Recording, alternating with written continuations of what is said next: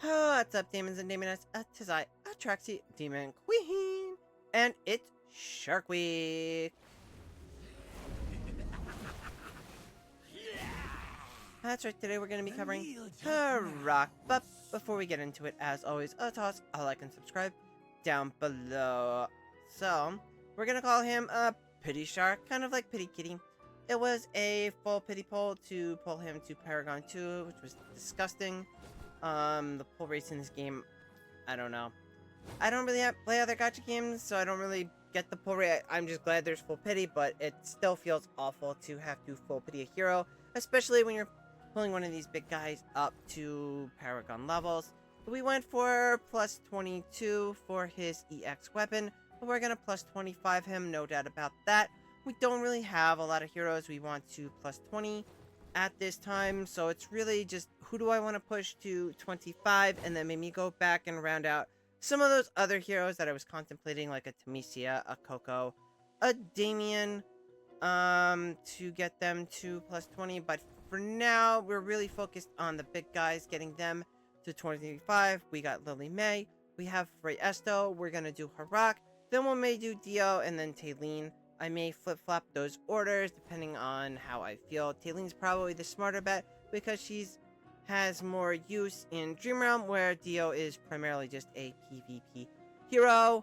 So yeah, that lends into because none of the heroes that we've got this season have been all that impressive, so we really haven't had to plus 20 too many people. We just put Nara and Tassie to plus 20, and that was it. We probably could have gotten away with Tassie to just 15, since we don't really use her a lot in PvP, since she drops off, since we don't really have a team kind of like built around her. We have our other teams that perform really well, and I don't use her. So yeah, let's get into his abilities. Alright, so we have Vicious Bite.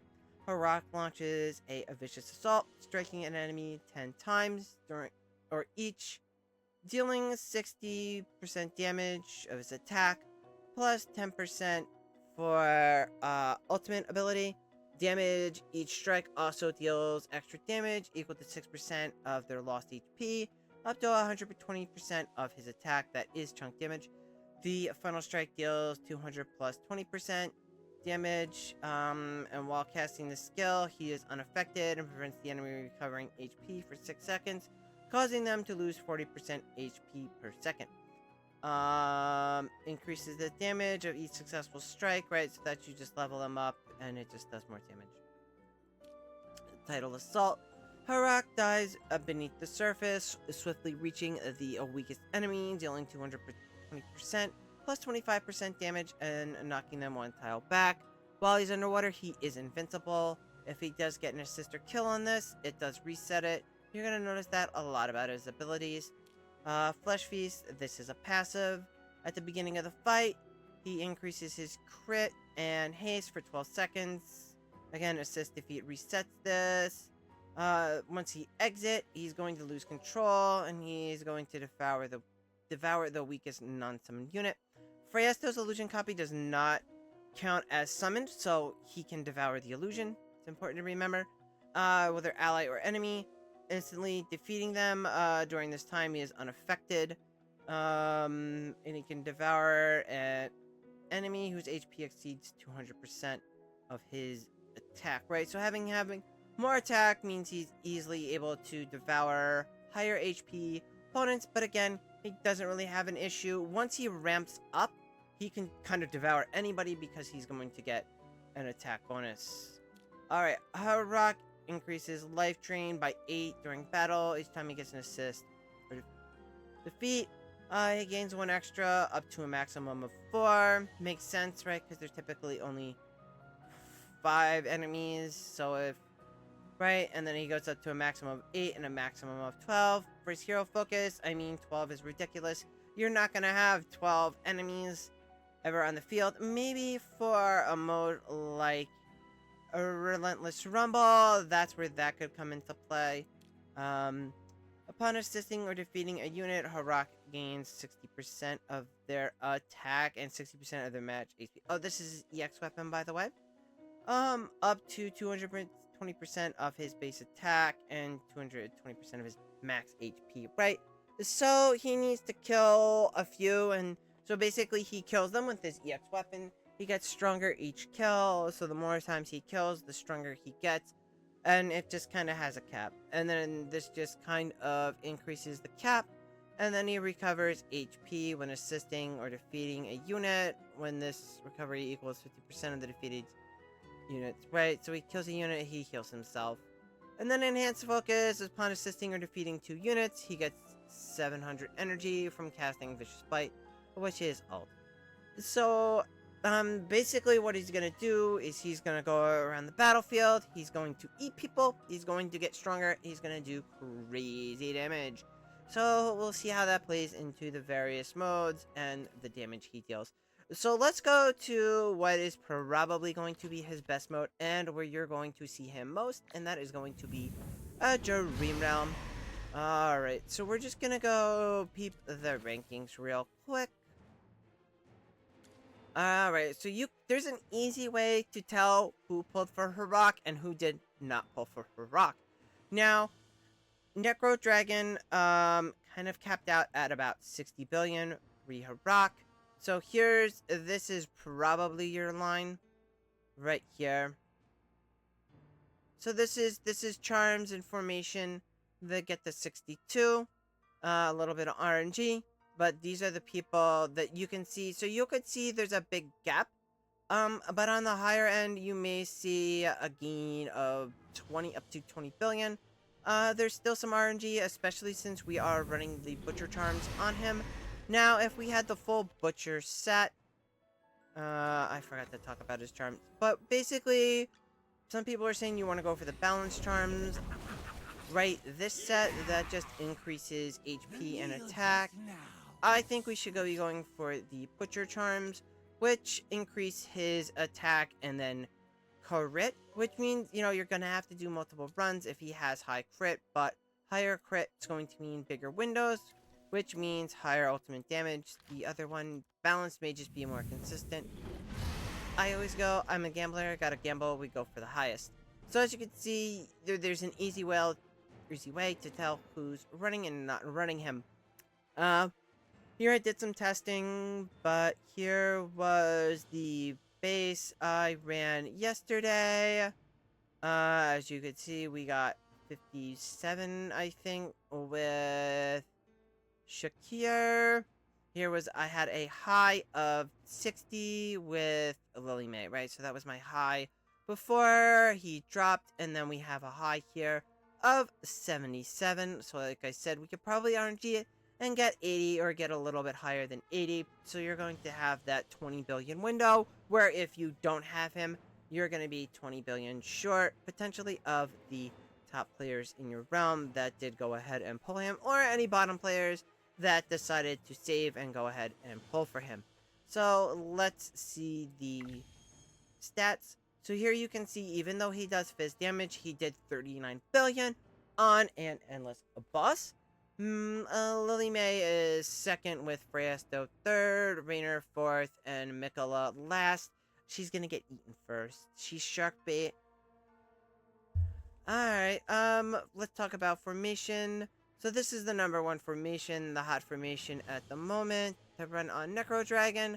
You have Resonator here, Harak in the back. He's gonna get buffed by Freyasto, and then this way this setup works is probably what we're gonna see on most bosses that don't use Tailene.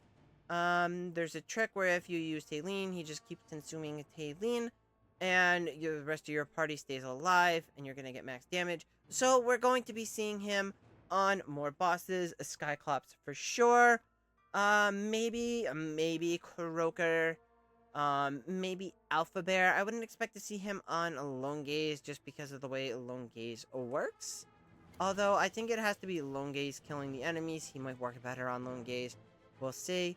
But yeah, let's see it in action. So we'll slow it down. So you can see he's going to eat Mikola first.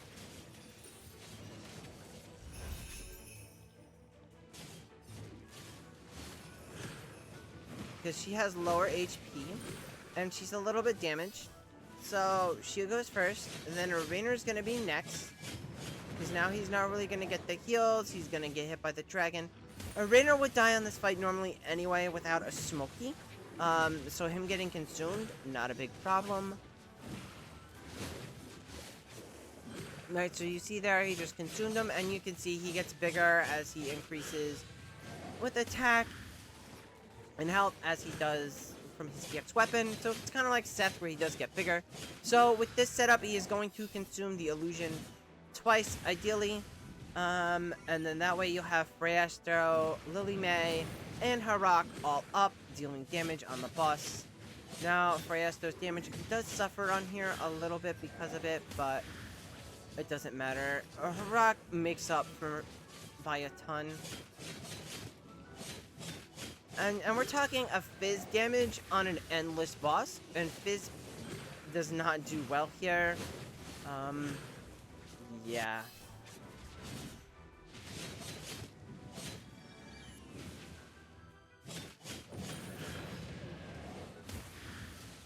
I think in the end he's going to consume... I forget if he consumes real fast though or not.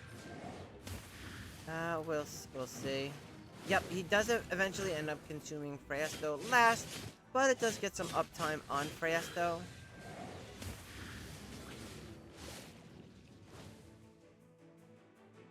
I will be praised for this, right? And there you have it. So as you can see, he's really good on Necro Dragon. Amazing. I speculate... Now I know I've heard that he does really well on Skyclops. So that's two bosses he's going to be good on. Don't know about Stomper. There may be potential there. Orson I think is iffy, just because of the way he works with the needing to be stunned. So he takes the damage, so we don't, although I think he got away without running Elsa last time. But we'll see. Just because some of the mechanics on some of the bosses, the big question mark I think is if he's going to work on here. When in the Mist.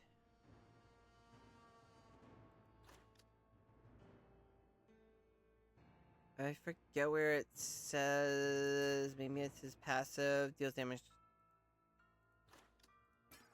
Combat well. So, I think he has potential here, right? The boss only gets the combat will when defeating other enemies. So, if Harak eats them, it's not going to buff long gaze. This might be a really good. So, we may sub him in for like a Shakir. We may sub him in for Smokey. We'll see. Not entirely sure who he's gonna sub in for on Lone Gaze, but I think he'll be good on Lone Gaze. Beetle is another question, again, because of the damage reduction that Beetle does get at some point. That one's not an issue. It's when he gains the dodge. That's 100%. That could potentially be an issue. So he may not be... We're talking maybe somewhere in the vicinity of... We know he's going to be good on at least 2 bosses. With the potential, I think, to be good on at least 4 bosses. So, does that make him a must-pull for those bosses? Yes. I'm leaning towards him being a must-pull. Well, we'll get the definitive answer. But once we get through all of the Dream Realm, because Dream Realm is the biggest determinant of if you should pull a hero or not, and how you should prioritize them. Again, he is going to be big in pre-endless. We can't really test him in pre-endless on our server. We'd have to go find someone on one of the newer servers and test him there. But I think he's going to be 8 of 8 pre-endless. That's an early prediction. He could be 7 of 8 pre-endless. And it depends if they rotate in Shell Brute and Plague Creeper. So if we end up with 10 bosses next season, or if we end up with 8 bosses, and maybe they retire 2 bosses or move them to a different game mode. We'll have to wait and see. I don't expect he would be meta on Shell Brute just because of the way Shell Brute works. Maybe he would be meta on Plague Creeper, just because maybe he could consume the ads and get really strong. That way, we'll have to wait and see. But he's going to be pre-endless big next season. So yeah, I think a lot of people regretted not getting Taylene once they realized how good Taylene was pre-endless this season, and then she continued to show up on a few fights in endless. That was enough to make her kind of a must-have at this point. Again, I think he's going to be a must-pull. Well, let's talk a little bit about Arena. I was a little disappointed with him in Arena. We'll talk about... Great. So he's not doing too great here. He kind of struggles against the Dio comps. He dies pretty easy.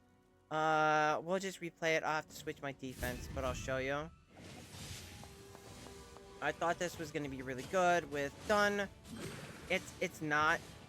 You can see here, he goes up. It's because I don't... Maybe because he's not getting the ult, and it's tough, but he's just getting... He just gets shredded by Dio. Dio just annihilates him. Dio's still the king of Arena.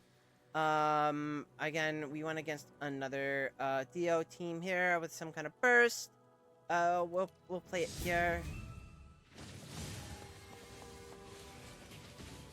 You know, maybe we should be running Thorn instead of Dio. So we'll have to change our defense again.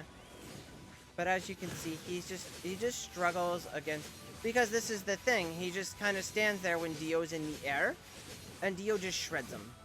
So he can't do anything. And then he has no allies around to help him. So if Dio goes off and goes in the air, I'm getting farmed. I gotta change my defense. That's fucked up. But whatever. Let's... Everyone must pay a price. Alright. So yeah, I'm getting farmed. Lovely. Just fucking lovely. I hate Arena. There's no it team. My hope was that Harak was going to be a beast for PvP, but it turns out he's a beast for Dream Realm, and that was going to kind of fix this clusterfuck of Arena that they created when they dropped Dun, and just sort of messed up Arena, and you no longer have a one best team. So yeah, I mean, we may have to play around. We may have to come up with an alternate team that's gonna be really strong. I'm just burned out on Arena. I just don't care. I mean, the Dun thing just kind of killed me on Arena, so it is what it is. Yeah, they stopped farming me, thankfully. Alright, so we put him on our Supreme Arena team. Obviously, based on my previous Arena formations, I thought this team... We'll go here. I thought about sticking him here and substituting him for Taylene. It's just that, as you can see, he's not... I don't know. I'm kind of disappointed with him for Arena. I think he has potential. I'm gonna stick him in with the Mauler comp. I think this will be the best fit for him at this time, because he'll have Shakir and Seth. Seth will buff him, Michelob will buff him. You'll have these two shredding enemies. Maybe he can pick off an assist or two. Reset his abilities and go nuts. We'll have to wait and see. I gotta wait somebody to attack me. I don't see that as happening anytime soon. I did get attacked, but again, this was before the patch, so you can't even see it. So we can't even check there. Dura's, if you're struggling in Dura's, focused, I don't want to waste it, but, I don't think it's gonna have my record up here. No. Probably because I'm too strong. But, oh, you could see they probably just... I mean, it may have had my one with Harak up there. It's basically this. You could run this. This really helped out. On floor 40, I just subbed in Harak for... Yeah, so see, they just kind of copied the formation I used, and then mine got overwritten. Because my team too strong. Again, these are all older. They were done last night. You have somebody else here. They ran, Hodgkin, old. Again, this was the Hodgkin build. That's one of them. So again, it's only going to keep the weaker ones. So again, if you just kind of copy somebody stronger, it just overwrites their record. I don't ask me why it does that, but yeah, you could, like I said, you could just run something like this, where Harak is just going to be beefed up and he'll be your carry. So that's one other area to consider. I mean, I wouldn't pull for any hero based just on Duras, but he does help there, so it is worth noting. He was less than impressive in Relentless Rumble. I did not get to test him in Guild Supremacy. We only get one test there, so that's gonna be very difficult. I don't know what team. Oh, we should test him there. Maybe we should go with Mauler there and test that. That's probably going to be the better bet, right? So we'll do like Mikola, Shakir, Harak, Mimi. No, Smokey's not good. Mimi or Rainer and Lily, or Odie. Well, we should probably go yeah, because that would get my 3. Yeah, and he might be actually pretty good in Guild Supremacy because the boss does lose health, so he would have potentially less health than, or he may be the weakest. We should see what weakest is. Right, we should just check that.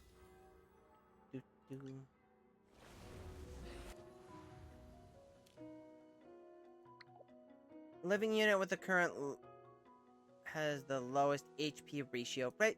So that should always be the boss, so that could be a good indicator of what it's going to be like pre-endless. So since he does do stuff to enemies prior to them being at full, he will be very good in pre-endless, probably Primal Lords, right? Because Primal Lords take damage, so they're gonna have a lower HP ratio. So depending on the mechanics there for those Primal Lords, he could show up big there. Yeah, well, we can check him in Heroic Gauntlet. Battle Drill, he'll probably be decent there. Arcane Labyrinth, I can't imagine him being good there because he could devour our own heroes. Seriously hampering our growth over the levels. If we talk about a Relentless Rumble, he was not that impressive here. I mean, we got rankings. I got 108 kills, 15. And, so maybe, I don't know. I haven't done anything since. Maybe he is meta.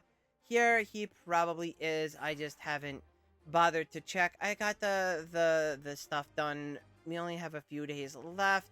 He's probably going to be meta here. I'm probably just running the wrong squad.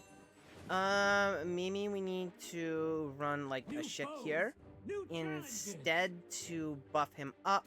And maybe we need to do this. Like a Resonator. Right. And then we could see how this does.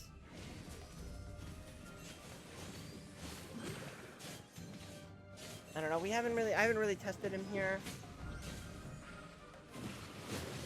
So I may just have to go see. Yeah, see, the problem is he eats the own heroes. So that's something to consider, is that he is going to eat your own heroes. So it may just be a completely different comp, that the Smoky comp's not feasible. So if we're not running Smoky, we're not gonna bother. Well, maybe if we move Smoky back like a tile, maybe we do something like this. Let's brighten up the battlefield. Maybe we could do something like this.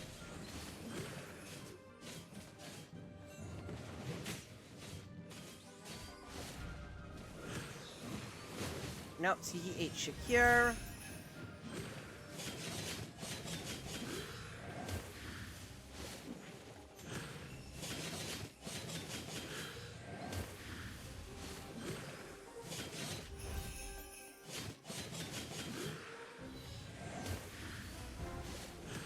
As you can see, he's gonna get pretty big, right? Because he's gonna eat all these non-summon enemies. So he's pretty beefy. As you can see, he's huge right now. This is the best place to see his EX weapon on display.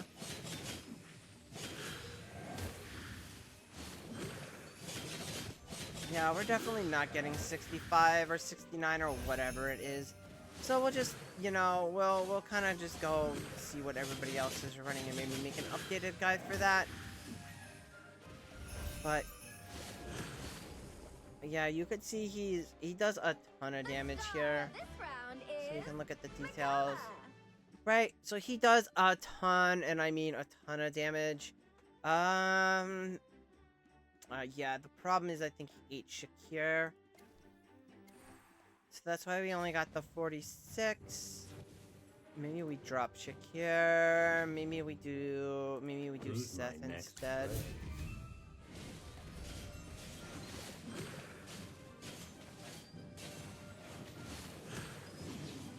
Maybe the extra damage will just help. Because if Seth stays alive, that's big. So then maybe he just, damage the other one. This is a great mode to test for PvE mobs.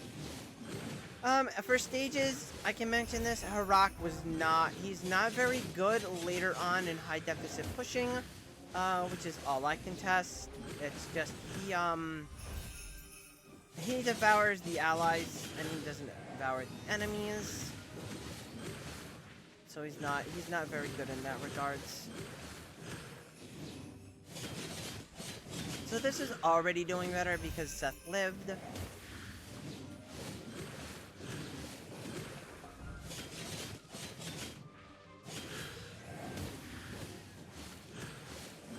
So we did manage to get over 60 with that build. So we'll probably just need to analyze and play around with it, right? There may be some RNG to it. Maybe we run, I don't know, Tailene does a ton of damage here. Smokey does pretty decent, and then Mikola's just buffing everybody, which is good. Again, there may just be some RNG to it, right? I mean, we're only behind, what, yeah, 3 kills, so there's definitely gonna be, it's probably just an RNG thing. He did not work well on Brawl 1. The problem there is because he's melee, the ice guys, they blow up, and they freeze everybody. He did not work out on Brawl 2. We just can't get the kills quick enough on Brutus. He ults, and that helps, but, it just doesn't happen quick enough. And, yeah, it just didn't work out. I think we capped out at 14 with him. So it wasn't bad, but again, it wasn't great. So if, like, we go here, yeah, this is the one I ran. I tried with Dunn, it didn't help. We could try maybe with Lily instead. Definitely want to give Rezo. We need Odie because Odie's more reliable here than Harak for killing Brutus. So I think this is the one I initially had run.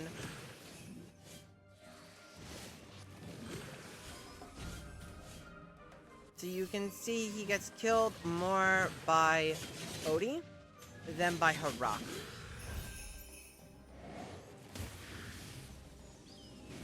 But Harak does do a ton of damage here.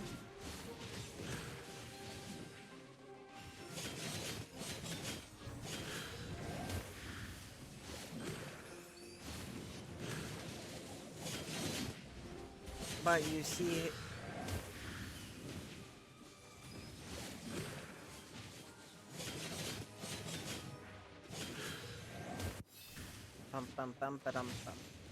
So this will probably cap out, I would think, at around 14.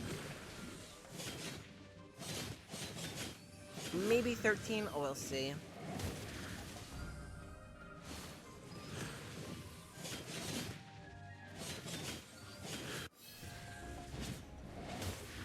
but you can see he gets really big. He gets the assist kills. Yeah, so this is going to cap out at 14. So it's not bad. It's just not the meta. It's just not going to get you the most kills. There's already a ton of ways to get 14 without Harak, and you need done to get the 15. So yeah, I mean, he's good here. It would have been nice when we were testing metas to figure it out. Maybe we just need to swap some stuff around. Maybe we move him back one so he gets a resonator. I'm gonna try that.